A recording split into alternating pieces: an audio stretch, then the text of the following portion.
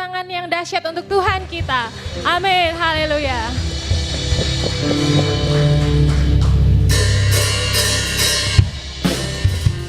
Mari kita mau serukan namanya, karena Dia adalah Tuhan yang maha besar dan Dia Tuhan yang maha kuasa.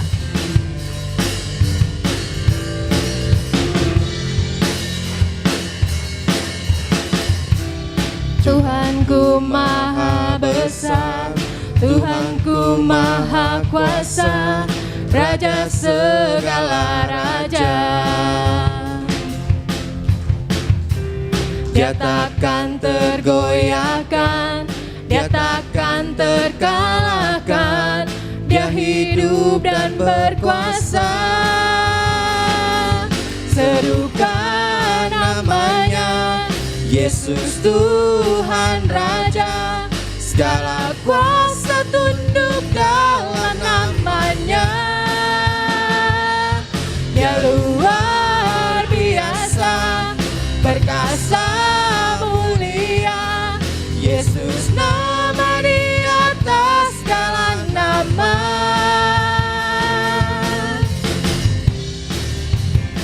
Mari kita mau lebih semangat lagi untuk memuji Tuhan.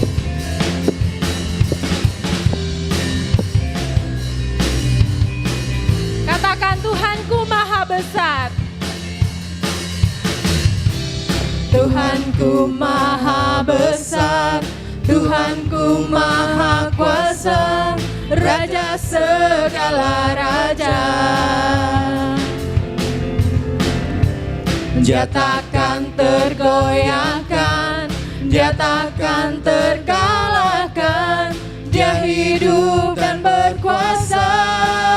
Serukan namanya, serukan namanya, Yesus Tuhan Raja, segala kuasa tunduk dalam namanya. Dia luar biasa, perkasa mulia, Yesus nama di atas segala nama. Serukan namanya, Yesus Tuhan Raja, segala kuasa tunduk dalam namanya. Dia luar biasa, perkasa mulia, Yesus nama di atas segala nama. Serukan namanya, Yesus Tuhan Raja, segala kuasa tunduk dalam namanya.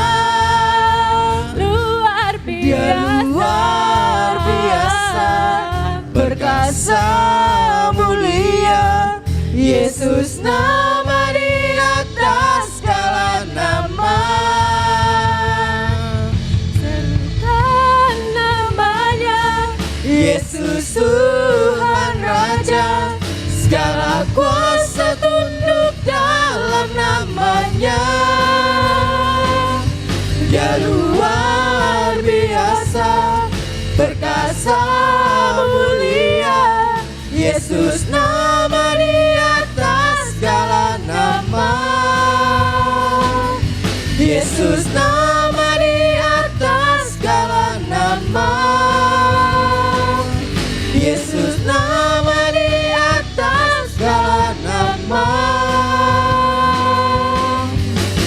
Amin, haleluya.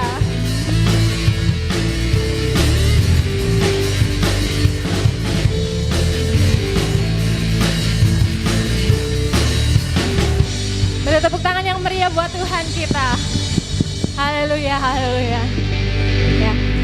Dia bukan saja Tuhan yang besar dan Tuhan yang maha kuasa, tapi Dia juga Allah penyelamat hidup kita. Amin. Hanya di dalam Dialah kita beroleh ketenangan, dan hanya di dalam Dialah kita beroleh damai sejahtera. Penyelamatku. Terima kasih Tuhan, terima kasih. Ini hati kami Tuhan, ini hidup kami. Kami mau serahkan hanya kepadamu ya Bapa.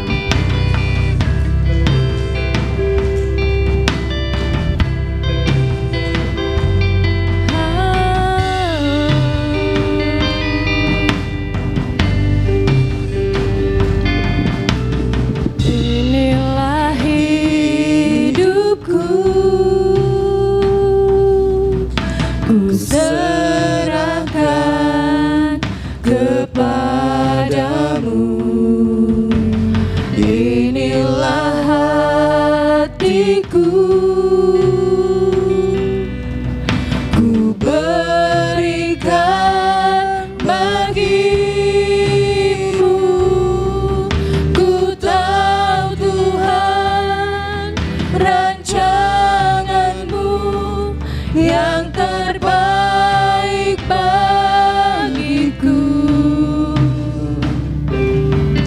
Ku tahu Tuhan pengorbananmu yang mulia bagiku.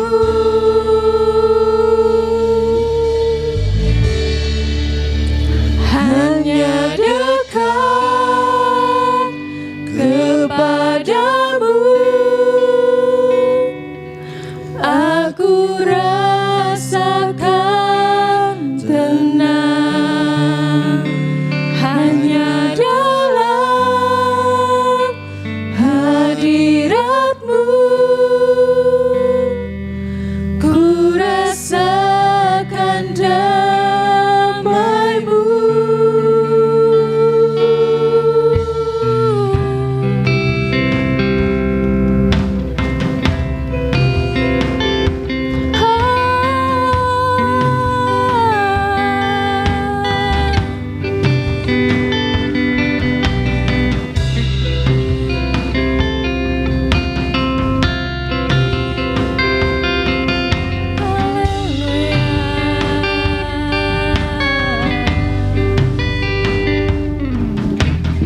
Inilah hidupku, ku serahkan kepadamu. Inilah hatiku, ku berikan bagimu. Ku tahu Tuhan rancangan-Mu yang terbaik bagiku.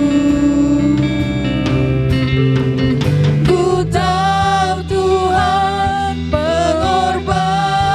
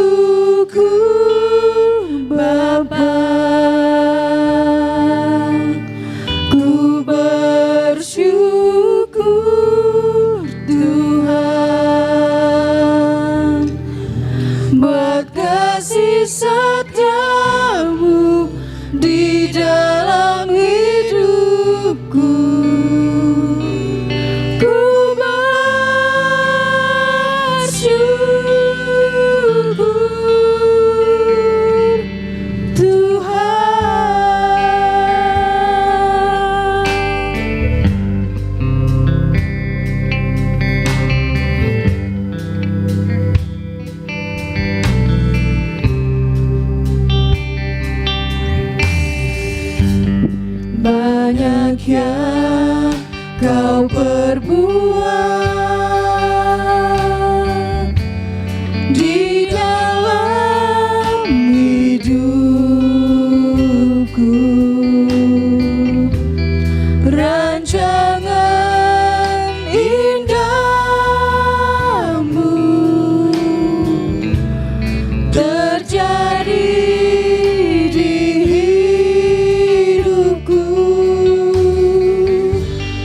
Bapa yang mengerti segala yang ku perlu, kasih-Mu sempurna nyata dalam hidupku.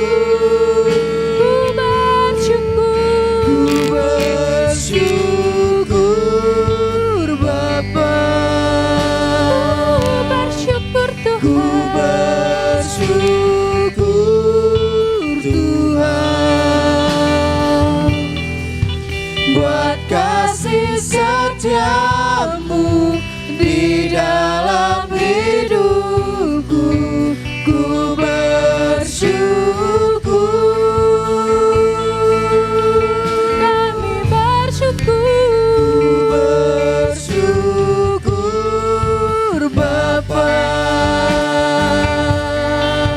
ku bersyukur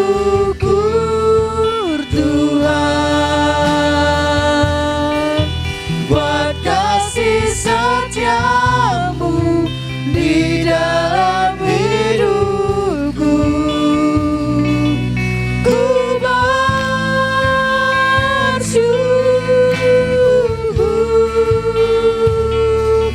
Tuhan.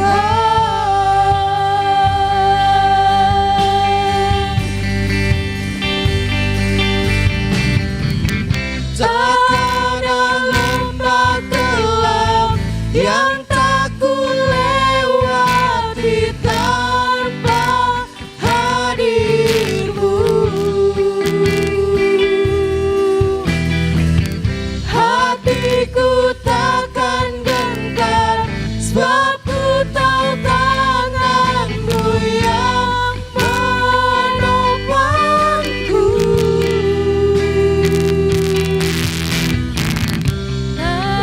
Dalam gelap yang tak ku lewati tanpa hadir-Mu. Hatiku takkan gentar sebab ku tahu tangan-Mu yang menopangku.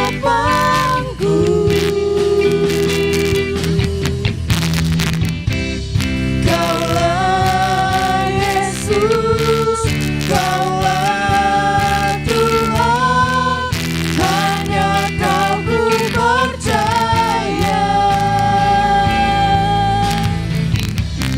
Kaulah Yesus, Kaulah Tuhan, harapan hidupku.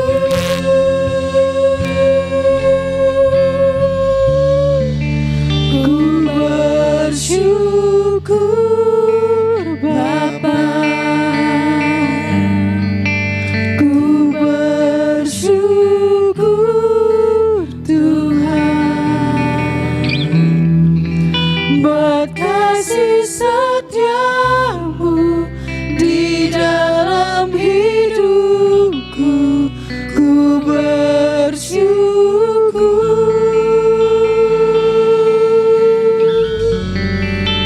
ku bersyukur Bapa,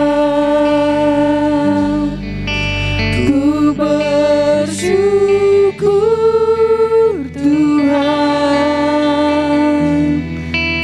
buat kasih setiamu di dalam hidupku.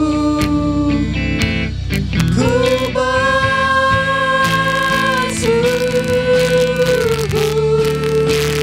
bersyukur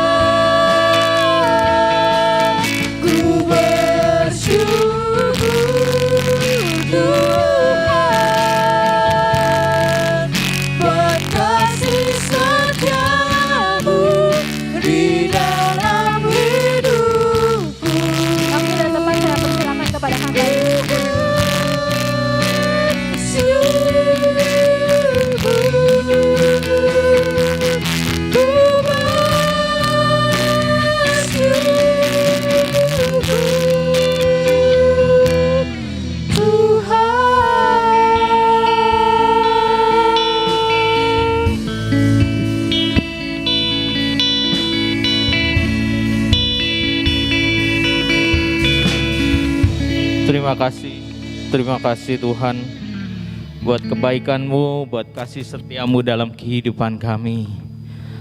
Terima kasih Tuhan, terima kasih. Inilah ucapan syukur kami melalui pujian pengagungan.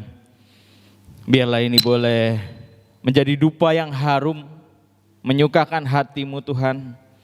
Karena ini sungguh keluar dari lubuk hati kami Tuhan. Kami yang mengasihi Engkau. Terima kasih Tuhan, terima kasih. Kau yang berkati kembali untuk setiap hamba-hamba-Mu yang sudah melayani pada pagi hari ini. Biarlah Engkau yang terus tambah-tambahkan kemampuan, talenta yang daripada-Mu. Biarlah Engkau yang terus pakai untuk kemuliaan nama-Mu Tuhan. Kami tahu ada perkara yang besar yang sudah Engkau sediakan, rencana yang besar untuk setiap hamba-hamba-Mu di tempat ini. Terima kasih Tuhan, terima kasih. Dan kalau sebentar kami akan bersama-sama belajar kembali akan firman-Mu.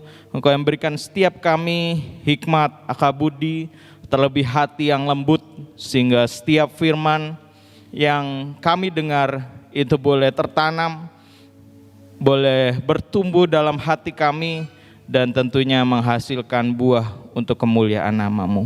Terima kasih Tuhan, terima kasih. Di dalam nama Tuhan Yesus Kristus kami berdoa dan bersyukur. Haleluya, amin. Silakan duduk Bapak Ibu Saudara sekalian.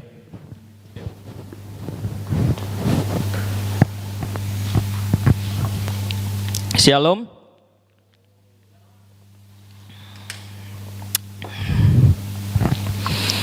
Puji Tuhan, pagi hari ini kita boleh kembali belajar bersama, merenungkan bersama firman Tuhan.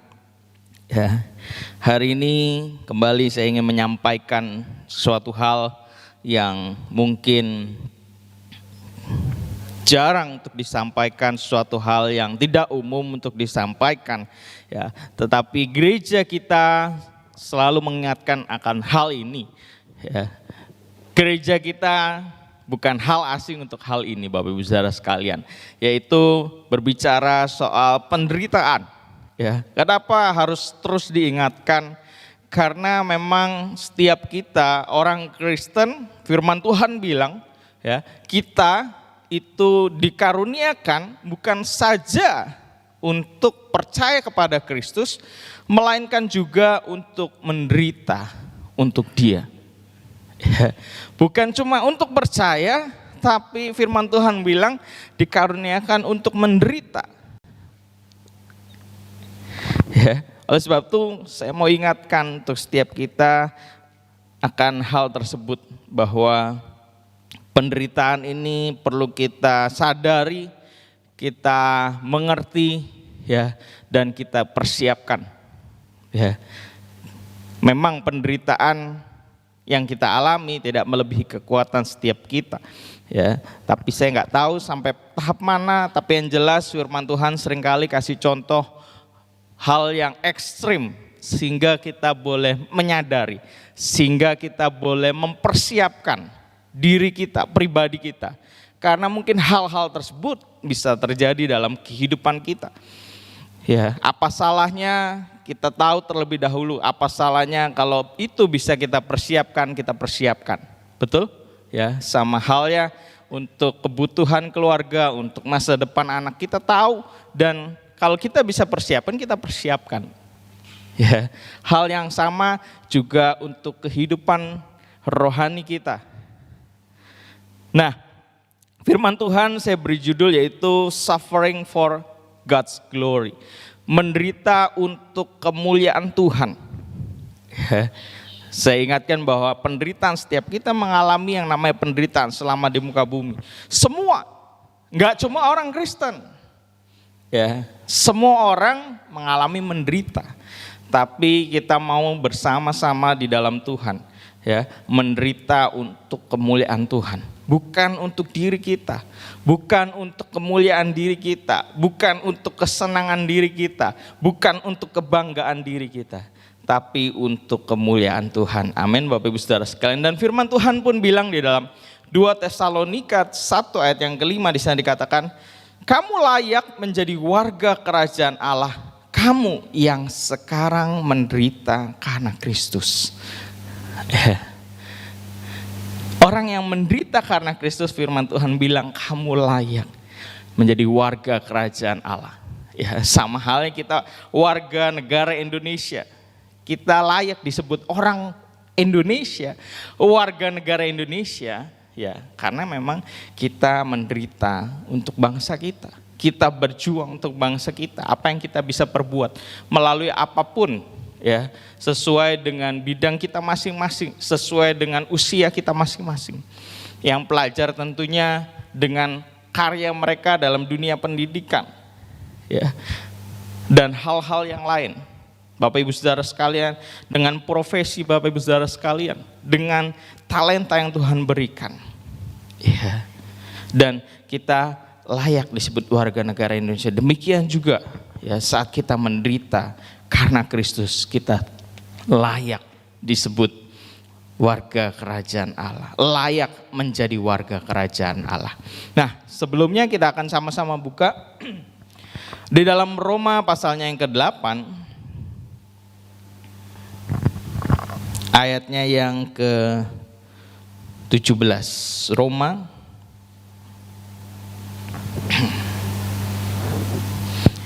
pasalnya 8 ayat 17.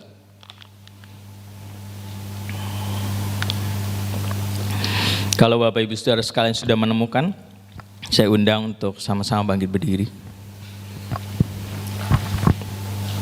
Kita akan baca ayat tersebut bersama-sama. Roma pasalnya yang ke-8, ayatnya yang ke-17. 1, 2, 3. Dan jika kita adalah anak, maka kita juga adalah ahli waris.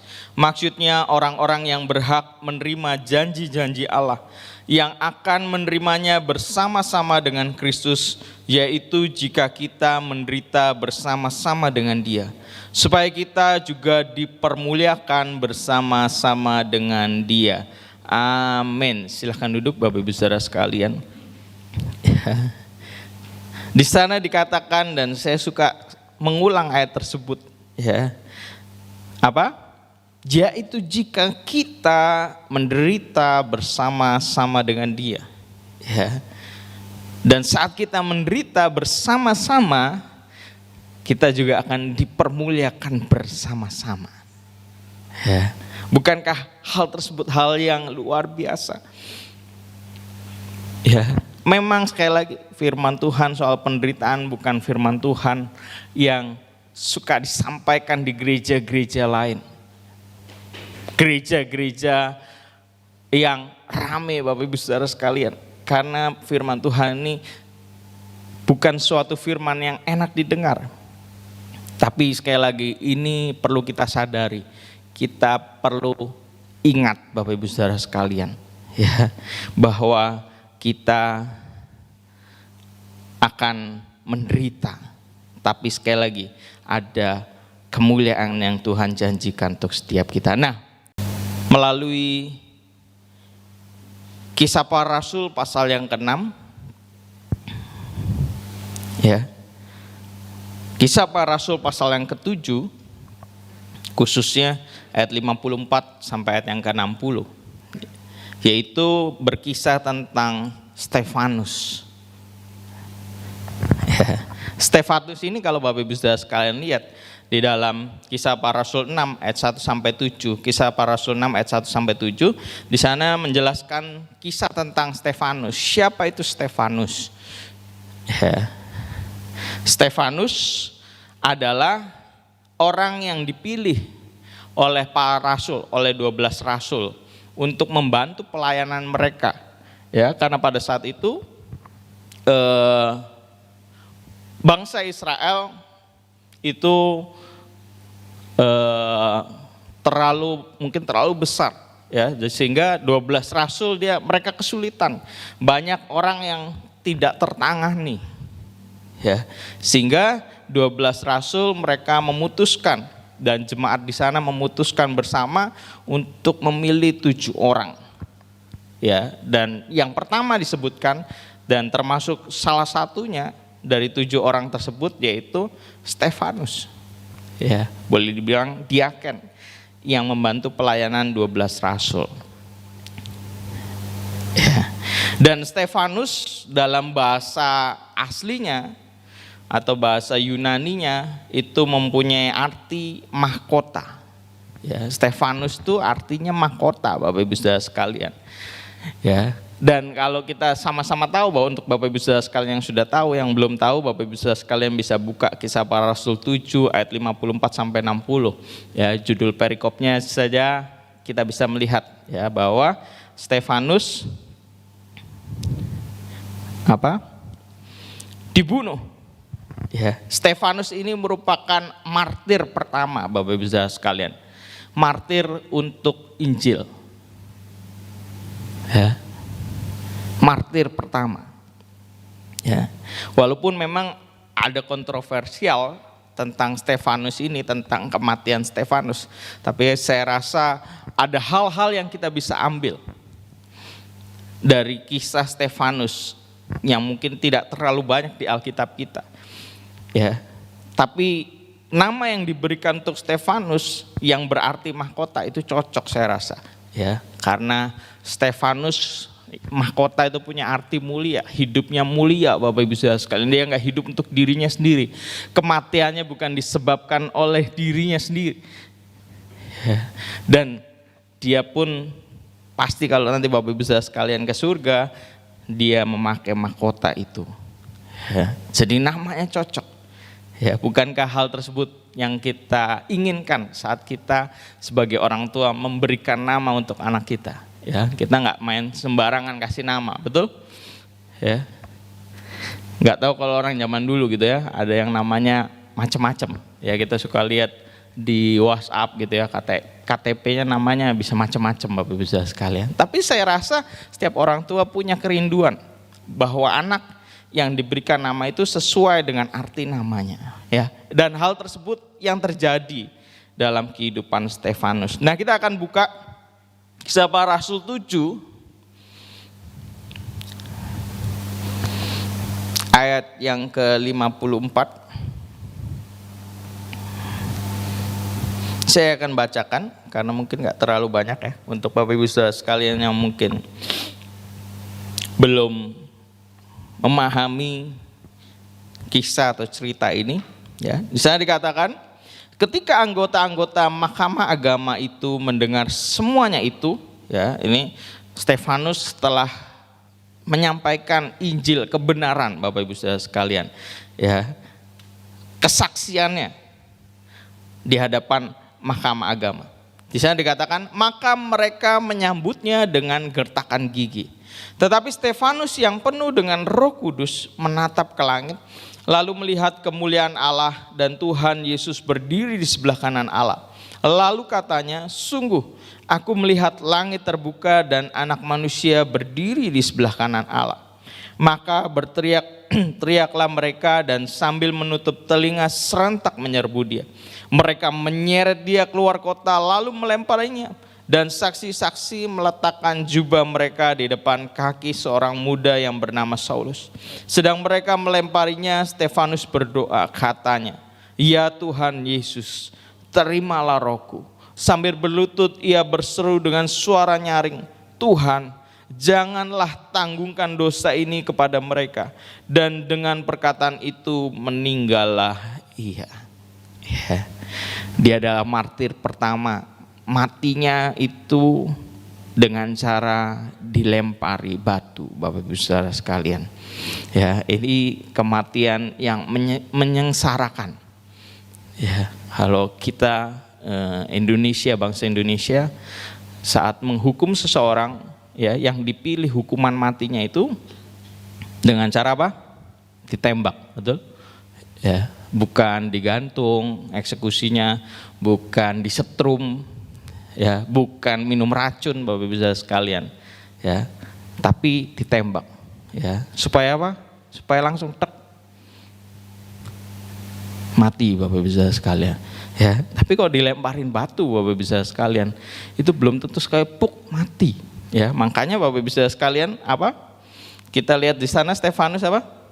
Bisa berdoa, ya. masih bisa menyampaikan doa, Bapak Ibu Saudara sekalian. Ya. Tapi yang bisa kita lihat melalui kisah itu, yang pertama saya temukan bahwa kebenaran seringkali menyakitkan untuk didengar. Ya. Kebenaran seringkali menyakitkan untuk didengar. Poin yang pertama. Ya, itu kita bisa lihat di ayat apa? Ayat yang ke-54. Di sana dikatakan apa? Mahkamah agama ya, setelah mendengar apa yang disampaikan Stefanus, mereka apa? Tertusuk hati. Ya, tertusuk hati. Ya. Kebenaran memang seringkali menyakitkan. Berapa kali Bapak Ibu Saudara sekalian saat kita mendengarkan kebenaran, mendengarkan firman Tuhan, kita seperti tertusuk? Atau nggak pernah? Nggak pernah. Aduh, kayaknya kena deh. Aduh, sakit. Hah? Halo? Berapa kali saat kita mendengar kebenaran kita merasa sakit? Atau setiap kali, atau sering kali. Ya. Tapi yang pada umumnya gitu ya, yang benar ya, kebenaran memang sering kali menyakitkan untuk didengar. Ya, mungkin kalimat tersebut suka kita dengar di sinetron-sinetron gitu ya, bahwa kebenaran sering kali menyakitkan. Ya, bukan kebenaran cuma the real faktanya, tapi firman Tuhan pun, kebenaran firman Tuhan itu sering kali menyakitkan. Tapi yang kita perlu tahu, kita harus punya respon yang benar. Ya, karena kalau kita lihat Bapak Ibu Saudara sekalian di dalam Alkitab, di dalam Kisah Para Rasul 2 ayat yang ke-37, Kisah Para Rasul pasalnya yang kedua ayat yang ke-37. Ya, di sana dikatakan, ketika mereka mendengar hal itu, hati mereka sangat terharu, lalu mereka bertanya kepada Petrus dan rasul-rasul yang lain, apakah yang harus kami perbuat, saudara-saudara? Ya, kalau Bapak Ibu Saudara sekalian lihat dalam versi bahasa Inggrisnya, kata terharu di sana itu bukan terharu, ya, prick, ya, yang punya arti tertusuk. Jadi sebenarnya kalimatnya demikian Bapak Ibu. Ketika mereka mendengar hal itu, hati mereka sangat tertusuk. Hal yang sama Bapak Ibu Saudara sekalian, cuma ini yang menyampaikan kebenaran bukan Stefanus, tapi kalau kita lihat judul perikopnya apa? Khotbahnya Petrus. Ya, khotbah Petrus itu pun sama, kebenaran yang disampaikan, hal yang sama, namanya kebenaran seringkali menyakitkan, menusuk. Tapi respon mereka pada saat itu berbeda. Ya, mereka apa? Mereka bertobat. Mereka tanya sama Petrus, ya, apakah yang harus kami perbuat? Lalu Petrus bilang apa? Bertobatlah dan hendaklah kamu masing-masing memberi dirimu dibaptis. Ya, responnya beda Bapak Ibu Saudara sekalian. Kalau yang tadi kita baca apa?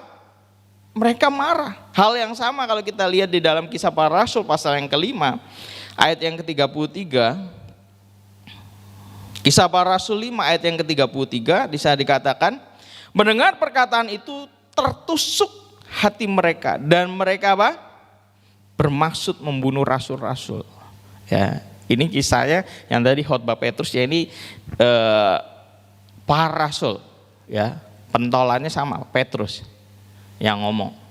Ya, responnya beda sama yang Kisah Para Rasul pasal 2. Mereka marah, mereka geram Bapak Ibu Saudara sekalian. Ya, makanya pengen bunuh. Kalau yang pasal 7 ekspresinya apa? Gertakan gigi, ya sama, gertakan gigi, gregetan gitu ya. Itu emosi, itu marah Bapak Ibu Saudara sekalian. Saat ujungnya apa? Stefanus dilempari batu. Ya, memang seringkali kebenaran yang disampaikan itu menyakitkan, tapi kita harus punya respon yang benar. Ya. Sakit, tertusuk, gak masalah. Tapi harus punya respon yang benar. Ya, kita mau seperti kisah para rasul pasal 2, bertobat. Ya, jangan sampai kayak pasal yang ke-57. Ya, saat kebenaran yang disampaikan oleh Stefanus, apa yang kalau pasal 57? Oh ya, ayat 57. Apa? Menutup telinga. Ya, nggak mau dengar. Ada yang marah, ada yang bertobat, tapi juga ada yang tutup telinga. Nggak mau dengar. Ya mungkin kalau sekarang di gereja ini nggak ada gitu ya, yang tutup telinga gini. Kelihatan soalnya. Apalagi kalau Bapak Gembala yang khotbah, masa tutup telinga. Ya. Tapi bisa main handphone, bisa sambil lalu saja, masuk kuping kiri, keluar kuping kanan. Itu sama aja, nggak mau dengar. Ya. Mari kita punya respon yang benar. Ya. Walaupun memang itu menyakitkan, tapi kita punya respon, mari kita mau bertobat. Lalu yang selanjutnya, yang kita bisa lihat melalui kisah tersebut, yaitu pribadi Stefanus sendiri. Ya, kita bisa lihat di ayat yang ke-55, seperti apa pribadi Stefanus. Itu juga kita bisa lihat sebenarnya di pasal yang ke-6 tadi. Ya, di sana dikatakan Stefanus apa? Yang penuh dengan Roh Kudus. Ya, jadi pribadi Stefanus adalah pribadi yang penuh dengan Roh Kudus. Ya, kita selalu diingatkan, diajarkan penuh Roh Kudus ini bukan berarti bisa berbahasa roh. Ya. Penuh Roh Kudus di sini punya pengertian Stefanus adalah orang yang dikuasai dan dipimpin oleh Roh Kudus. Sehingga Stefanus boleh menjadi pribadi yang luar biasa. Ya. Sampai ditangkap di mahkamah agama, Stefanus itu tetap menyampaikan kebenaran firman Tuhan. Ya. Dia nggak terus berbohong dan lain sebagainya, ngarang cerita dan lain sebagainya. Sekarang banyak pengadilan yang demikian. Saat diperhadapkan di peradilan, wah ngomongnya bisa diputar-putar. Ya. Tapi Stefanus nggak demikian. Kenapa? Karena Stefanus adalah pribadi yang dikuasai dan dipimpin. Ya, kita mau belajar demikian, menjadi pribadi-pribadi yang penuh dengan Roh Kudus. Hidup kita dikuasai, hidup kita dipimpin oleh Roh Kudus. Ya, terlebih kita ini adalah orang-orang yang sudah dibeli dengan cash, Bapak Ibu Saudara sekalian, nggak pakai nyicil, cash. Ya. Hidup kita sesungguhnya adalah miliknya, milik Tuhan. Ya, bukan milik kita lagi. Tapi seringkali kita merasa hidup ini milik gua, milik saya. Yang mimpin harus saya, ego saya, kemauan saya, daging saya. Ya, kita harus sadar kita ini sudah dibeli secara cash sama Tuhan. Ya, mari kita mau belajar hidup penuh Roh Kudus ini. Ya, Roh Kudusnya semua ada di dalam pribadi kita masing-masing. Di dalam pribadi kita ada Roh Kudus. Tinggal kitanya, mau enggak? Yang mimpin tuh bukan daging kita. Yang mimpin tuh bukan ego. Setiap kita punya daging, setiap kita punya ego. Tapi jangan kita dipimpin oleh daging sama ego kita. Ya, biar Roh Kudus yang memimpin hidup kita. Roh Kudus yang menguasai penuh hidup kita. Ya, hidup kita bukan milik kita lagi. Ya. Lalu pribadi Stefanus seperti apa lagi, Bapak Ibu Saudara sekalian? Di sana dikatakan Stefanus selain penuh Roh Kudus, dia juga menatap ke langit. Punya pengertian apa? Stefanus itu menunjukkan pandangannya cuma pada Allah. Ya. Bukan pada penderitaan atau suatu hal yang menakutkan. Ya. Pandangannya kepada Allah. Kalau kita pandang penderitaan kita, kita pandang sesuatu hal yang menakutkan, ya, kita akan goyah Bapak Ibu Saudara sekalian. Tapi kalau kita pandang Kristus, kita pandang Allah, ya, seperti halnya 1 Petrus 5 ayat 10 di sana dikatakan, dan Allah sumber segala kasih karunia yang telah memanggil kamu dalam Kristus kepada kemuliaan yang kekal, akan melengkapi, meneguhkan, menguatkan, mengokohkan kamu sesudah kamu menderita seketika lamanya. Ya, kalau kita pandang Kristus, kita akan diteguhkan. Kalau kita pandang Kristus, kita akan dikokohkan. Kalau kita pandang Kristus, kita akan dikuatkan. Amin Bapak Ibu Saudara sekalian. Ya, kalau kita pandang sekeliling kita, ya, kita mungkin akan ikut takut. Kita akan ikut goyah Bapak Ibu Saudara sekalian. Ya, hal-hal di sekeliling kita bukan hal yang menguatkan kita. Banyak hal yang menakutkan kita. Banyak hal yang membuat kita khawatir. Ya, mungkin nggak perlu keluar rumah, mungkin di dalam rumah saja kita bisa mengalami ketakutan saat kita melihat sekeliling kita, melihat hal yang menakutkan itu. Ya, tapi mari kita mau tujukan pandangan kita kepada Allah dalam setiap aspek kehidupan kita, dalam setiap hal. Ya, kita pandang Kristus. Amin Bapak Ibu Saudara sekalian. Ya. Termasuk jangan kita memandang manusia, ya, mereka tidak akan memberikan pengharapan. Manusia seringkali banyak mengecewakan kita, siapapun itu. Ya, siapapun itu. Tapi kita mau pandang Kristus terlebih dalam pelayanan kita. Ya. Jangan kita pandang kiri kanan. Lalu yang selanjutnya, pribadi Stefanus seperti apa? Stefanus adalah orang yang gak bisa diam Bapak Ibu Saudara sekalian. Ya. Di sana dikatakan ini kejadiannya setelah Mahkamah Agama itu udah marah, ya, udah gregetan, udah emosional. Ya. Tapi apa?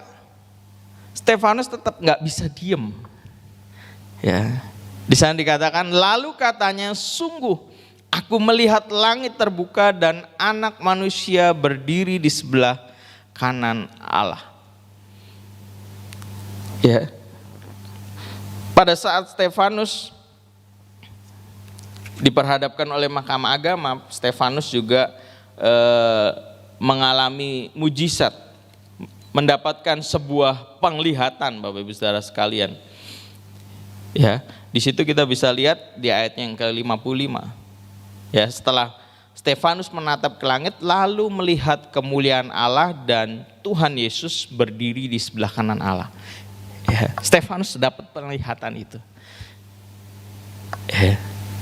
Tapi apa yang Stefanus, dia diem? Cuma buat dirinya saja? Enggak. Ya. Stefanus adalah pribadi yang gak bisa diem. Ya, Bapak Gembala suka kasih contoh. Kalau kita makan nasi jamblang, ya Bapak Gembala cerita sendiri gitu ya. Karena Bapak Gembala suka makan nasi jamblang, cocok sama nasi jamblang. Sehingga kalau ada tamu apa? Tamunya dibawa makan nasi jamblang. Saudara dari Surabaya, dari mana, dibawanya ke nasi jamblang. Enggak ke nasi lengko, enggak ke mie kocok. Apalagi apa itu namanya? Docang gitu ya. Untuk bisa menerima rasa docang, apalagi sampai tahap menikmati docang, itu butuh proses yang panjang. Jadi kalau yang dari luar pulau, ini anak-anak luar pulau gitu ya, mereka mungkin akan butuh proses lebih panjang lagi gitu ya. Bapak Ibu Gembala aja yang tinggal di Jawa ya, butuh proses yang panjang, bertahun-tahun. Jadi nggak ada tuh namanya tamu kecuali tamunya minta gitu ya. Ada apa lagi yang aneh-aneh? Nah baru kita bawa gitu ya ke salah satunya docang. Gitu. Ini yang paling antik ya, yang cukup menurut saya juga antik. Saya juga ada satu yang cocok, tapi saya tetap belum bisa menikmati Bapak Ibu Saudara sekalian, docang. Ya. Yang lain bisa, ya, karena saya dari kecil di Cirebon, tapi khusus untuk yang namanya docang ini, gitu, yang namanya docang ini yang saya belum bisa sampai tahap menikmati. Ya, kayak balik lagi ya. Bapak Gembala suka yang namanya jamblang. Jadi semua orang yang datang diperkara, saya juga demikian. Kalau ada teman-teman saya yang datang, saya nggak ajak ke yang lain-lain dulu. Khususnya jamblang. Ya, kecuali teman saya yang di Selawi, ya setelah mencoba beberapa makanan, dia jatuh hatinya sama empal gentong. Ya, jadi dia kalau datang dari Selawi, udah empal gentong. Ya, cuma sama istrinya dipantau. Kadang cuma boleh setengah porsi gitu ya, nggak boleh banyak-banyak dan harus daging semua. Ya. Apa yang kita rasakan, ya, kita alami, kita lihat. Mari kita mau belajar seperti Stefanus. Dia nggak bisa diem, dia ngomong, dia cerita, ya dia sampaikan. Walaupun pada saat itu pasti tekanan luar biasa. Ya Bapak Ibu Saudara sekalian yang pernah menghadapi sebuah pengadilan, ya, pasti bisa membayangkan seperti apa keadaan, suasananya. Ya. Terlebih ini bukan seperti di Indonesia yang undang-undangnya gitu ya, karena ini bukan pengadilan pemerintah. Ya, bukan pengadilan Romawi, ya, agama, mahkamahnya agama. Ya. Yang berlaku itu kalau kita itu undang-undang dasar, gitu ya. Nah, kalau di Stefanus ini, itu yang berlaku bukan undang-undang, tapi hukum Taurat. Yang disampaikan Stefanus, ya, bertentangan. Ya. Pada saat itu Bapak Ibu Saudara sekalian tidak boleh ya orang Yahudi itu menyamakan manusia itu dengan Tuhan. Ya, termasuk Yesus itu disamakan dengan Tuhan. Itu hal yang nggak boleh. Menurut orang Yahudi, Yesus adalah manusia. Yesus itu bukan Tuhan. Jadi saat menyamakan Yesus dengan Tuhan, dengan Allah, apalagi Stefanus bilang apa, di sebelah kanan Allah. Ya, itu menghina Bapak Ibu Saudara sekalian menurut Yahudi. Makanya mereka marah sekali. Tapi Stefanus tahu banget, tapi malah diomongin. Malah dikasih tahu, malah diceritain penglihatan itu. Bisa nggak dia bisa?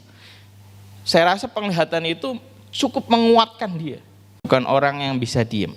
Nah, kita mau belajar demikian, kita sampaikan apa yang kita alami, apa yang kita rasakan, apa yang kita lihat, kebaikan-kebaikan Tuhan dalam kehidupan kita. Jangan kita diem Bapak Ibu Saudara sekalian. Kalau kita makan jamblang, kita bisa ngomong jamblang itu enak. Kalau saya ngambilnya telurnya. Kalau yang di jamblang A itu telurnya kriuk-kriuk, bergedelnya kering dan lain sebagainya. Kita bisa ngomong sampai detail. Kenapa saat kita menerima kebaikan Tuhan, kita nggak bisa ngomong sama orang-orang sekeliling kita?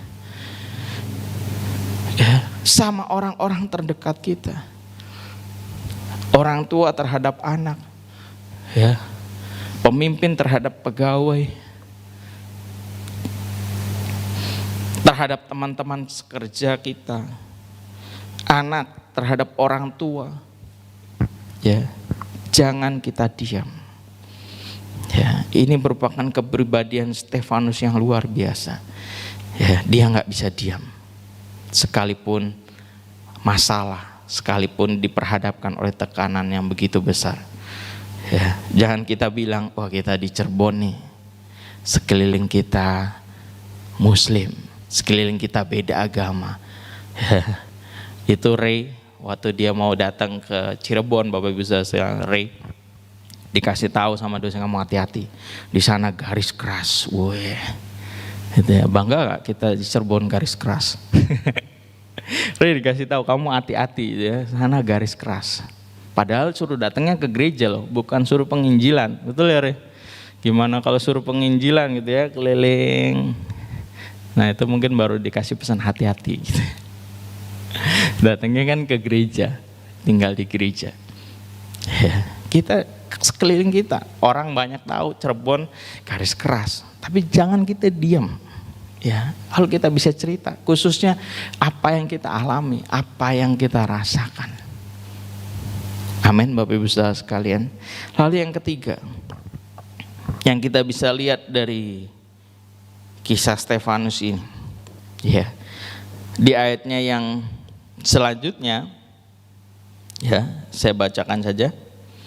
Ayat 58, mereka menyeret dia keluar kota lalu melemparinya, dan saksi-saksi meletakkan jubah mereka di depan kaki seorang muda yang bernama Saulus. Ya, ini jadi pada saat Stefanus mau menghadapi kematian, ya, Stefanus berjumpa sama Saulus, ya, yang nama selanjutnya, nama penggantinya itu Paulus, ya. Jadi sebelum jadi Paulus masih namanya Saulus, itu ketemu sama Stefanus, ya. Lalu ayat 59, sedang mereka melemparinya, Stefanus berdoa, ya. Ini hal yang luar biasa Bapak Ibu Saudara sekalian, ya. Stefanus berdoa. Stefanus enggak terus teriak-teriak, aduh ampun, manggil orang tuanya, enggak, ya. Stefanus dia berdoa. Saat penderitaan dia berdoa, ya. Dan kita bisa melihat doa yang terkandung di dalam doanya itu apa, ya. Yang pertama yaitu ayat 59, adanya penyerahan diri, ya. Di sana dikatakan, ya Tuhan Yesus, terimalah rohku, ya. Penyerahan diri, ya. Oleh sebab itu Stefanus dia bisa menyelesaikan sampai akhir. Dia nggak lari, dia nggak protes, dia nggak yang lain-lain. Dia menyerahkan dirinya, ya. Doa ini juga identik kalau Bapak Ibu Saudara sekalian ingat, ya, dengan doanya Tuhan Yesus. Apa Tuhan Yesus?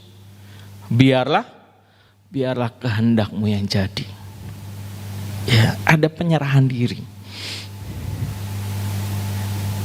Ya. Gak sesuai kemauannya, keinginannya, ya.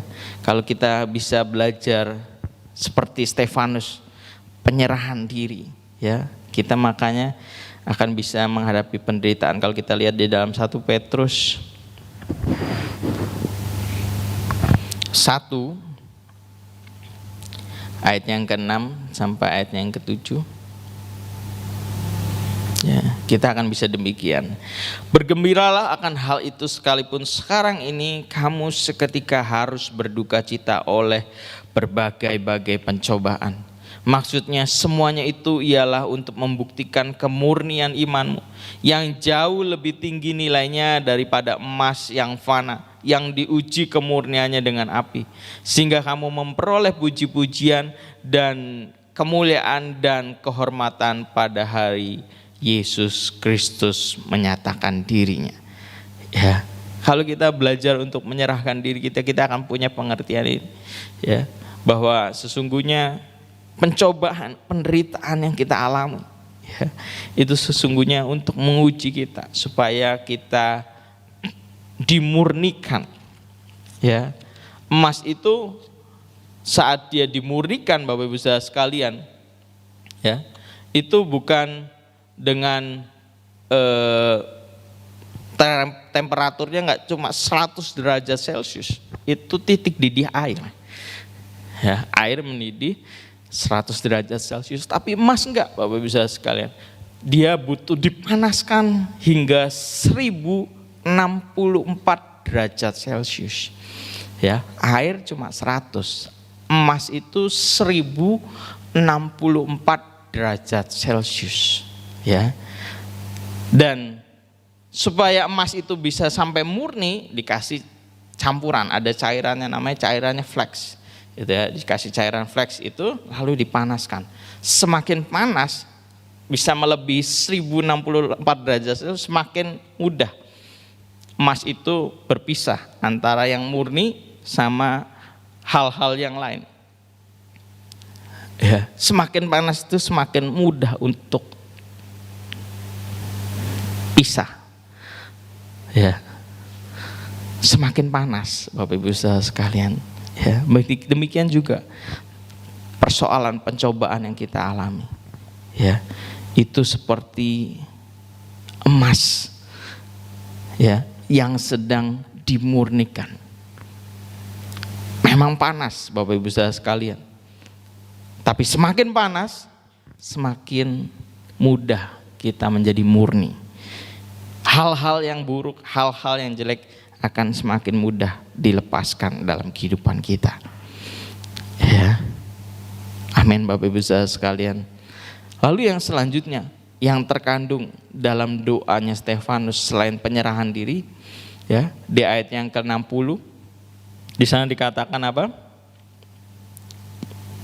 Sambil berlutut ia berseru dengan suara nyaring, Tuhan, janganlah tanggungan dosa ini kepada mereka. Dan dengan perkataan itu meninggallah ia. Ya, yang terkandung apa? Ada pengampunan. Sama lagi dengan doanya Tuhan Yesus apa? Ampunilah mereka sebab mereka tidak tahu apa yang mereka perbuat. Penyerahan diri dan pengampunan. Ya, wah, ini bukan hal yang mudah Bapak Ibu saudara sekalian. Tapi kita mau juga belajar mengampuni. Mengampuni. Ya, ini selalu sering kali disampaikan. Tuhan Yesus sudah kasih contoh untuk setiap kita. Stefanus martir pertama, dia pun kasih contoh. Saat dia menghadapi kematian, dia enggak yang macam-macam yang dia omong, enggak mengeluh, ya, enggak teriak-teriak, enggak nangis-nangis, ya, tapi dia mengampuni, ampuni. Ya, memang enggak gampang saat kita merasakan hal tersebut, tapi kita mau belajar dari hal-hal yang sederhana. Jangan sampai orang-orang terdekat itu, ya, kita musuhi. Ya, orang-orang yang terdekat dalam kehidupan kita, ya, kita jadikan musuh. Ya, tapi kita mau belajar ampuni. Ya, pasti kita dalam setiap kehidupan kita, terlebih orang yang semakin dekat dengan kita, ya, semakin ada gesekan. Ya, besi kalau dia jauh, ya, mau digoyang, ya nggak akan ada masalah, nggak akan ada percikan api. Tapi saat dia nempel, digesek, panas, ya, geseknya cepat, geseknya lama, keluar api, Bapak Ibu saudara sekalian. Ya, dari percikan api bisa sampai jadi api yang besar. Kalau ada rumput kering, jerami dan lain sebagainya, ya, yang dekat. Ya, tapi kita mau belajar mengampuni. Ya, bukankah hal itu menjadi indah saat kita semua belajar untuk demikian, mengampuni. Kalau Tuhan Yesus bisa, ya, kalau Stefanus bisa, saya yakin dan percaya Roh Kudus, roh yang sama yang ada di dalam kehidupan Stefanus, yang juga sama di dalam kehidupan kita. Selama kita mau dikuasai, kita mau dipimpin, kita pun akan bisa mengampuni. Ya, kasih Kristus sempurna untuk setiap kita. Dia kasih semuanya. Ya, dia mati di atas kayu salib untuk setiap kita. Saya percaya kita pun bisa mengasihi orang lain. Bukan dengan kuat dan gagah kita, bukan dengan kasih kita, bukan, tapi kasih Kristus. Amin. Firman Tuhan pada pagi hari ini sampai di sini.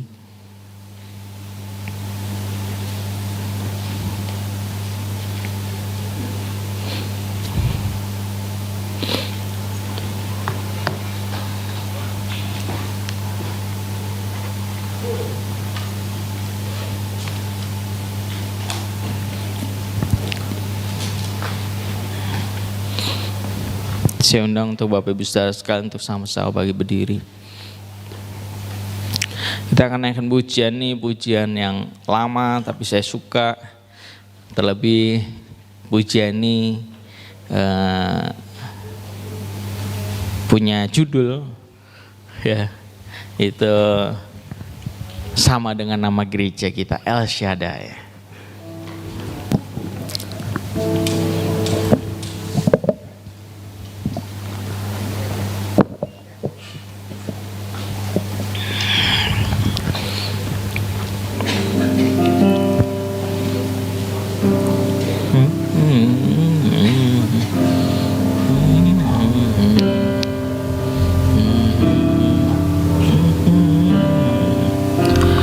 Tak usah ku takut, Allah menjagaku. Tak usah ku bimbang, Yesus peliharaku. Amin.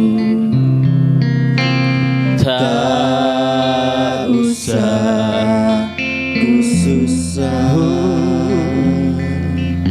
Roh Kudus hiburku. Tak usah ku cemas, Dia memberkatiku.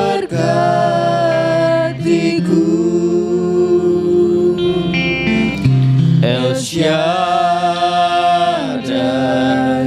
El Shaddai, Allah Maha Kuasa. Dia besar, Dia besar, El Shaddai mulia, El Shaddai,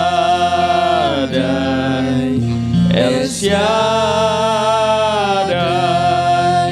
Allah Maha Kuasa. Berkat-Nya melimpah, El Shaddai. Kita mau naik pujian ini kembali dari awal.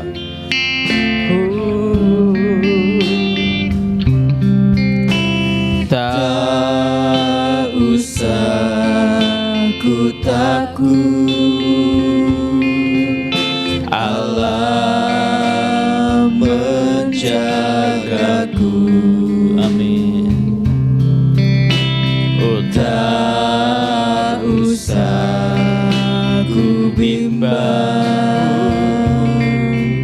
Yesus peliharaku. Tak usah ku susah, Roh Kudus hiburku. Tak usah ku cemas, Dia memberkatiku. Katakan El Shaddai, El Shaddai, El Shaddai, Allah Maha Kuasa. Dia besar, Dia besar, haleluya. Oh, Dia besar, amin. El Shaddai mulia, El Shaddai, El Shaddai, Allah Maha Kuasa. Berkat-Nya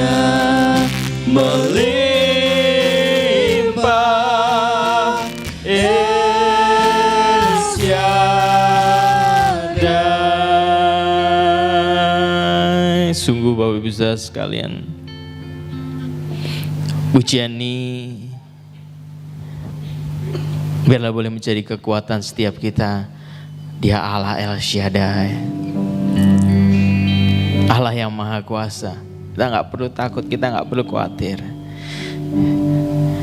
Memang ada penderitaan itu, setiap kita akan memikul, menanggung penderitaan itu. Tapi jangan kita takut berlebihan. Ya, ada janji-janji Tuhan untuk setiap kita. Kita juga akan menerima kemuliaan. Kita mau tetap terus menyatakan Allah itu baik. Dia adalah juru selamat. Ada seorang petenis yang namanya Arthur Ashe. Ya. Arthur Ashe ini adalah seorang petenis yang luar biasa. Dia ada juara dunia. Saya lupa tahunnya, tahun berapa. Ya. Dari tingkat yang paling bawah, akhirnya dia sampai level yang paling tinggi. Jadi juara dunia, dia adalah petenis nomor 1. Tapi suatu saat dia terkena serangan jantung. Ya. Dan mengakibatkan dia harus transfusi darah. Ya. Dan akhirnya pihak rumah sakit waktu itu mereka berusaha mencari orang supaya bisa memberikan darahnya untuk Arthur ini. Dan singkat cerita Bapak Ibu saudara sekalian, ada beberapa orang yang akhirnya memberikan darahnya diberikan ke Arthur. Dan ternyata ya, dari antara mereka itu ada yang terkena virus HIV. Ya, sehingga akhirnya Arthur yang menerima darah itu pun akhirnya dia terkena HIV. Seorang tenis dunia.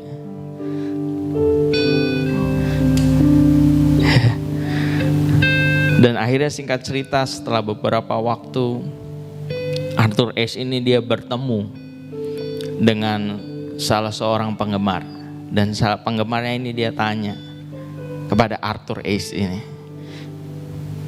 Bapak Arthur, pernah gak Bapak Arthur tanya sama Tuhan, kenapa Bapak Arthur yang harus kena HIV?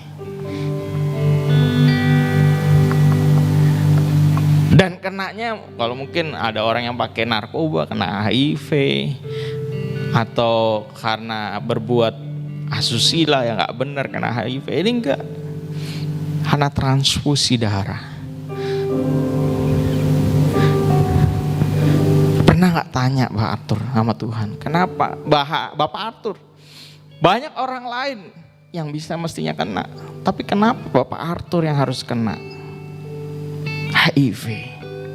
Virus yang sampai saat ini belum ditemukan obatnya. Lalu Arthur Ashe dia jawab, saya adalah juara dunia. Untuk memperoleh sampai tingkat juara dunia harus ribuan orang yang saya lewati. Ya. Ribuan. Gak cuma 1.000, gak cuma 2.000, sampai puluhan ribu. Tapi mereka tidak bisa seperti saya.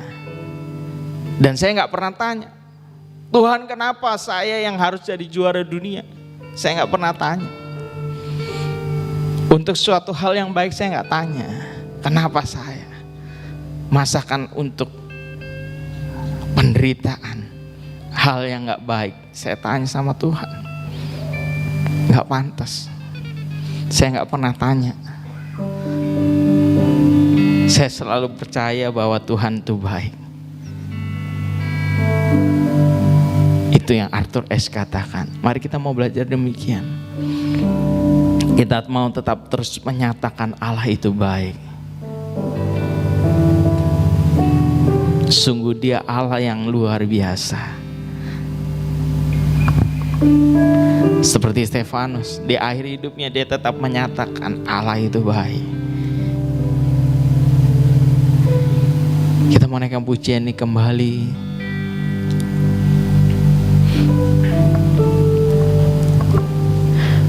Tak usah ku takut, amin. Allah menjagaku, tak usah ku bimbang. Yesus peliharaku, tak usah ku susah. Roh Kudus hiburku. Nyanyikan dengan iman, katakan kepada dirimu, tak usah ku cemas. Dia memberkatiku. El Shaddai, El Shaddai, El Shaddai, Allah Maha Kuasa. Dia besar, Dia besar, El Shaddai, mulia El Shaddai, El Shaddai, El Shaddai, Allah Maha Kuasa. Berkat-Nya melimpah, El Shaddai, El Shaddai, El Shaddai, El Shaddai, Allah Maha Kuasa. Dia besar, Dia besar, El Shaddai, mulia El Shaddai, El Shaddai, Allah Maha Kuasa. Berkat-Nya melimpah, El Shaddai.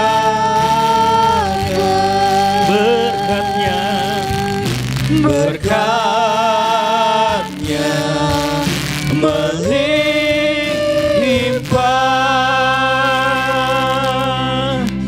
El Shaddai.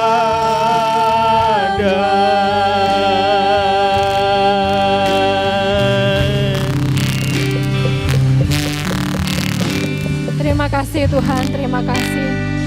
Karena Engkau adalah Allah yang Esa. Engkau Allah Maha Kuasa Tuhan, Engkau Allah yang besar.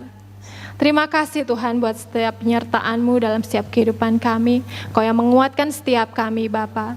Haleluya Tuhan, terima kasih. Kalau pada pagi hari ini Tuhan kami diingatkan untuk kami mau belajar Tuhan menderita untuk kemuliaan Engkau ya Bapa. Kami tahu Tuhan dalam kehidupan kami tidak luput dari yang namanya menderita. Tetapi Tuhan, pada pagi hari ini kami diingatkan, saat kami mau menderita untuk kemuliaan nama-Mu Tuhan, Kau sediakan kemuliaan di balik semuanya itu ya Bapa.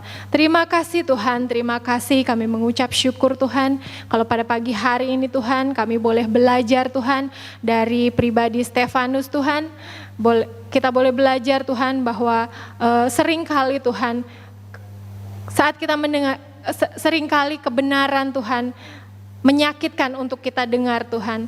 Tetapi Tuhan, biarlah Tuhan, saat kami mendengar kebenaran yang menusuk hati kami mau belajar memiliki respon yang benar Tuhan. Kami mau belajar meresponinya dengan benar, bukan meresponinya dengan marah atau dengan menutup telinga kami seperti orang-orang Farisi, tetapi kami mau belajar Tuhan meresponinya Tuhan dengan bertobat dan kembali kepadamu ya Bapa. Terima kasih Tuhan, terima kasih kalau pada pagi hari ini Tuhan kami juga boleh belajar dari pribadi Stefanus Tuhan yang hidupnya Tuhan penuh dengan roh. Kami juga mau belajar Tuhan, untuk hidup kami boleh dipimpin, untuk hidup kami boleh didominasi oleh Roh Kudus Tuhan. Sehingga Tuhan, hidup kami boleh berkenan di hadapan-Mu. Karena kami tahu Tuhan, hidup kami bukanlah milik kami pribadi Tuhan. Hidup kami sudah menjadi milik-Mu Tuhan, karena sudah Engkau tebus Tuhan oleh darah-Mu ya Bapa. Terima kasih Bapa, terima kasih. Kami mau belajar menyerahkan seluruh hidup kami di bawah pimpinan Roh Kudus-Mu ya Bapa. Sehingga hidup kami semakin hari semakin baik. Hidup kami semakin hari Tuhan boleh semakin menyenangkan hati-Mu Tuhan. Terima kasih Bapa, kami juga mau belajar Tuhan dari pribadi Stefanus Tuhan yang senantiasa memandang ke langit ya Bapa. Kami juga mau belajar Tuhan untuk kami boleh senantiasa memandang hanya kepada Engkau Tuhan. Karena kami tahu Tuhan, saat kami memandang sekeliling kami akan merasa goyah, kami akan merasa takut Tuhan. Karena keadaan di sekitar kami, keadaan di sekeliling kami Tuhan begitu mengkhawatirkan dan membuat iman kita goyah. Tapi saat kami mau memandang hanya kepada Engkau, kami yakin dan percaya Tuhan, Engkau yang akan memberikan kekuatan buat setiap kami. Engkau yang akan meneguhkan setiap kami Tuhan, sehingga kami Tuhan boleh Tuhan melewati semuanya ya Bapa. Terima kasih Tuhan Yesus, terima kasih. Kami juga mau belajar dari Stefanus Tuhan yang tidak bisa diam Tuhan. Saat kami Tuhan merasakan kebaikan-Mu, saat kami Tuhan memperoleh berkat-berkat yang daripadamu Tuhan, kami mau sampaikan kepada orang lain, kami mau beritakan kepada orang lain Tuhan apa yang telah kami terima daripadamu ya Bapa. Sehingga Tuhan, setiap orang yang belum mengenal Engkau Tuhan boleh mengenal Engkau dan boleh percaya hanya Engkau Tuhan yang menjadi juru selamat hidup kami. Terima kasih Bapa, terima kasih, kami mengucap syukur Tuhan. Kalau pada pagi hari ini juga Tuhan kami diingatkan Tuhan, seperti Stefanus Tuhan yang membawa semuanya itu dalam doa Tuhan. Saat kami menghadapi penderitaan Tuhan, kami mau belajar Tuhan menyerahkan diri. Kami mau berdoa menyerahkan diri hanya kepada Engkau ya Bapa. Karena kami tahu saat kami menyerahkan diri Tuhan, Engkau yang akan turun tangan menolong setiap kami Bapa. Terima kasih Tuhan, terima memberikan sebagian persembahan Tuhan. Kami mau memberikannya dengan hati yang penuh dengan ucapan syukur, dengan hati yang penuh dengan sukacita. Dan biarlah setiap persembahan kami boleh Engkau pakai sebagai hormat kemuliaan nama-Mu. Terima kasih Bapa, kami mengucap syukur, kami mau serahkan semuanya ke dalam tangan kuasa-Mu. Hanya di dalam nama Tuhan Yesus Kristus kami berdoa dan mengucap syukur. Haleluya Tuhan, amin.